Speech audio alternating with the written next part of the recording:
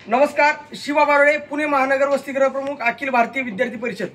मित्रांनो, आज मी सावित्रीबाई फुले पुणे विद्यापीठातील वसतिगृह क्रमांक 6 या ठिकाणी आज आलेलो आहे.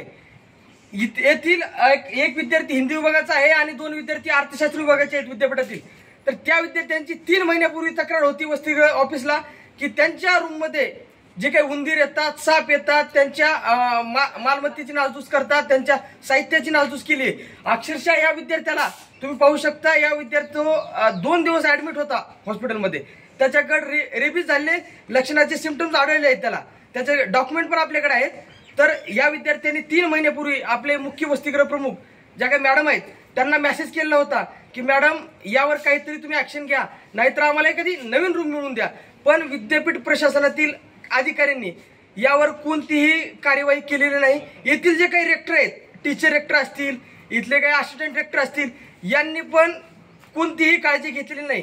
आता आपण बघू शकतो की याच्या माध्यमातून काय काय नुकसान झालंय विद्यार्थ्यांचं. या एक मिनिट बघू शकता, या विद्यार्थ्यांच्या मालमत्तेची, खाण्यापिण्याची हे बघू शकता विद्यार्थी मित्रांनो. या विद्यार्थ्यांनी खायला आणलेलं आहे घरून, पण अक्षरशः उंदीरानं सगळं जे काय खायचं साहित्य आहे त्या सगळ्या ह्याची नासधूस केलेली आहे. हे कपडे बघू, आपण कपडे बघू तुमचे. हे बघू शकता विद्यार्थ्यांचे अक्षरशः सगळे कपडे या उंदरांनी फाडून, नंतर एकही कपडा वापरण्याजोगा ठेवलेला नाही मित्रांनो. हे बघू शकता, हे दाखव पुढे हे दाखव ना. हे का, हे दुसरं शर्ट हे बघू शकता मित्रांनो. हे बघा, हे आणखी दाखव. छत्री दिसले. माझा मोबाईलचा डिस्प्ले चार्जिंग लावला. हा, तू दाखवतो. सांग तू. आता तू बोल, तू बोल. मोबाईल चार्जिंग लावला असताना उंदरांनी नासधूस केल्यामुळे डिस्प्ले केला आहे मोबाईलचा. चार्जर वगैरे इथं लावलं होतं. मागच्या एक महिन्यापासून मी आपल्या ज्या मुख्य वसतिगृह प्रमुख आहेत त्यांच्याशी संपर्क करतोय. त्यांनी आमचा फोन सुद्धा उचललेला नाही.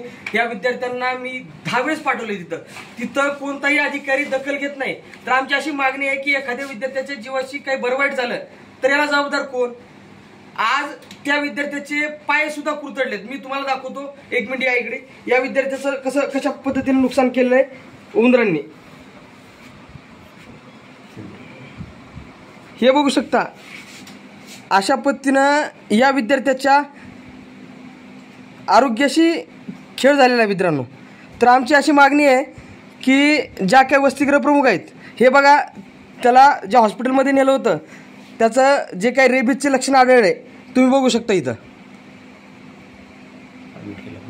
हां, हे बघा, तो विद्यार्थी 2 दिवस ॲडमिट होता हॉस्पिटलमध्ये.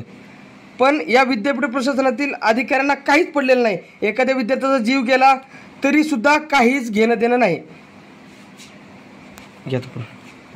तर आमची अशी मागणी आहे की येथील जे काही असिस्टंट डायरेक्टर आहेत त्यांच्यावर कडक कारवाई करण्यात यावी. या विद्यार्थ्यांना लवकरात लवकर नवीन रूम मिळण्यात यावी. आणि ह्या जो काही परिसर आहे 6 नंबरचा, येथे पेस्ट कंट्रोल करून घेण्यात यावं. इथं साप येतात, इथलं कोणतीही सोयीसुविधा या वसतिगृहात उपलब्ध नाही.